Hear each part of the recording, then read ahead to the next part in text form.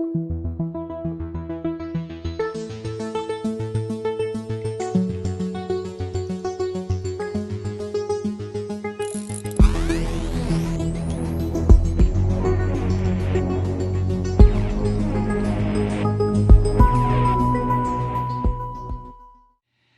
want to share with you something that's going to appear in the Sunday Review section of the New York Times. And it was put up on their website this morning. So obviously I have access to it now, and I want to share it with you. It's the case against Donald Trump. And it's by the New York Times editorial board. And they start with a verdict. Here's the verdict. Donald Trump's re-election campaign poses the greatest threat to American democracy since World War II.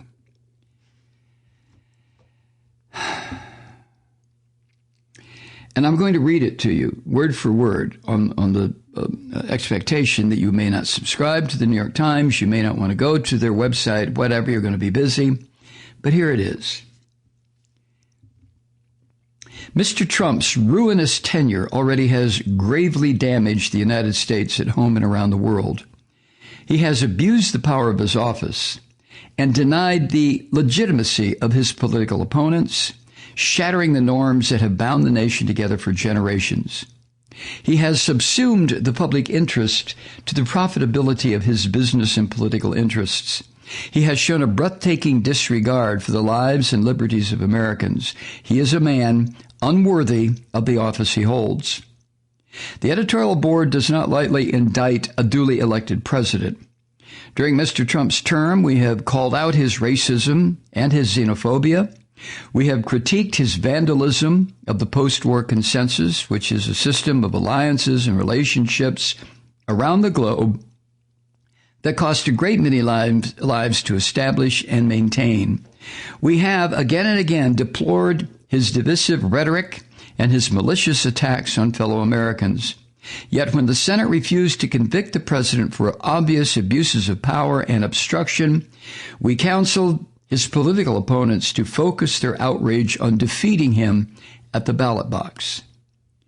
November 3rd can be a turning point.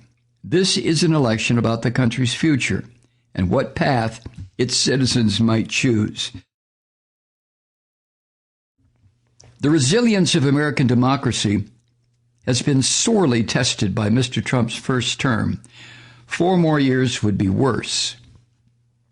But even as Americans wait to vote in lines that stretch for blocks to their towns and cities, Mr. Trump is engaged in a full-throated assault on the integrity of that essential democratic process.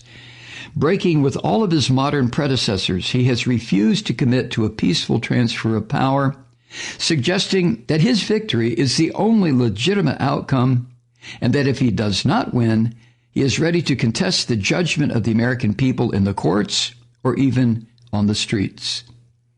The enormity and variety of Mr. Trump's misdeeds can feel overwhelming.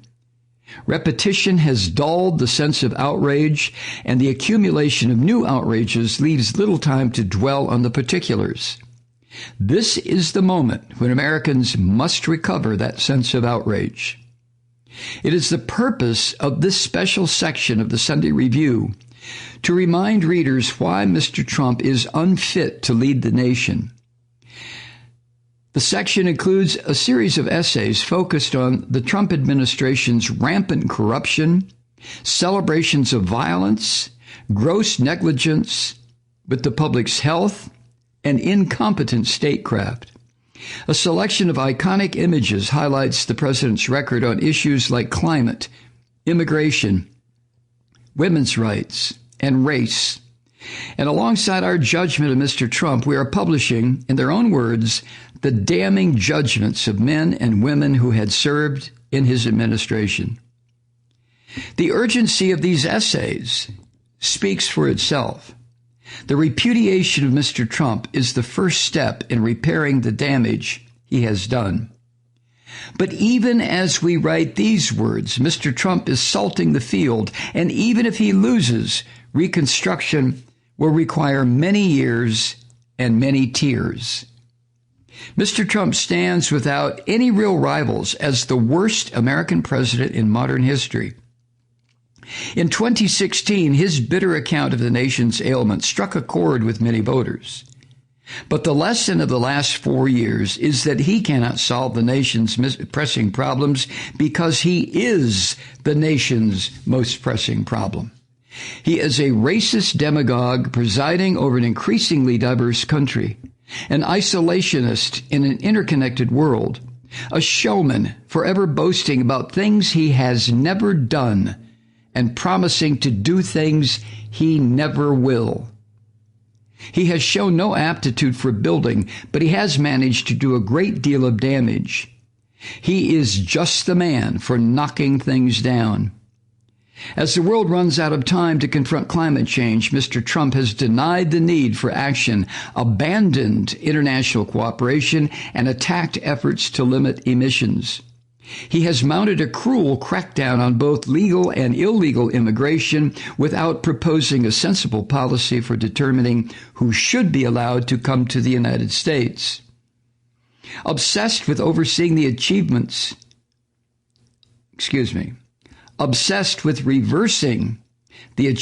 of his immediate predecessor, Barack Obama, he has sought to persuade both Congress and the courts to get rid of the Affordable Care Act without proposing any substitute policy to provide Americans with access to affordable health care. During the first 3 years of his administration, the number of Americans without health insurance increased by 2.3 million, a number that has surely grown again as millions of Americans have lost their jobs this year. He campaigned as a champion of ordinary workers, but he has governed on behalf of the wealthy. He promised an increase in the federal minimum wage and fresh investment in infrastructure. He delivered a round of tax cuts that mostly benefited rich people. He has indiscriminately erased regulations and answered the prayers of corporations by suspending enforcement of rules he could not easily erase. Under his leadership, the Consumer Financial Protection Bureau has stopped trying to protect consumers, and the Environmental Protection Agency has stopped trying to protect the environment. He has strained long-standing alliances while embracing dictators like North Korea's Kim Jong-un and Russia's Vladimir Putin, whom Mr. Trump treats with a degree of warmth and deference that defies explanation. He walked away from the Trans-Pacific Partnership, a strategic agreement among China's neighbors intended to pressure China to conform to international standards. In its place, Mr. Trump has conducted a tit-for-tat trade war, imposing billions of dollars in tariffs, taxes that are actually paid by Americans, without extracting significant concessions from China. Mr. Trump's inadequacies as a leader have been on particularly painful display during the coronavirus pandemic. Instead of working to save lives, Mr. Trump has treated the pandemic as a public relations problem. He lied about the danger, challenged the expertise of public health officials, and resisted the implementation of necessary precautions. He is still trying to force the resumption of economic activity without bringing the virus under control.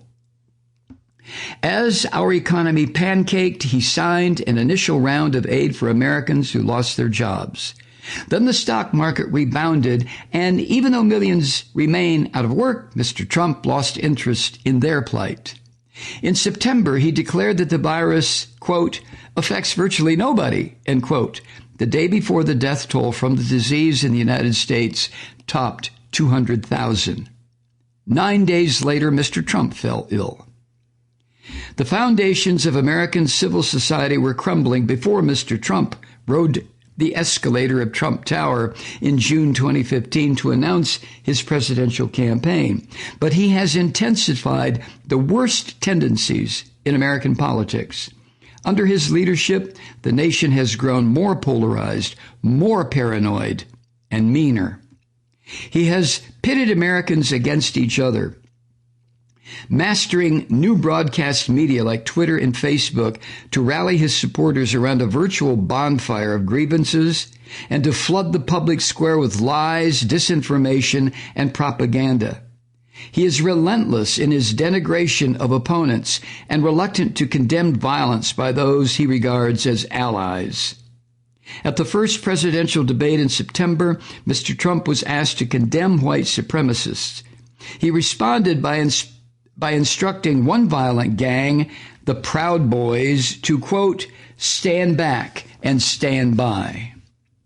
He has undermined faith in government as a vehicle for mediating differences and arriving at compromises. He demands absolute loyalty from government officials without regard to the public interest. He is openly contemptuous of expertise.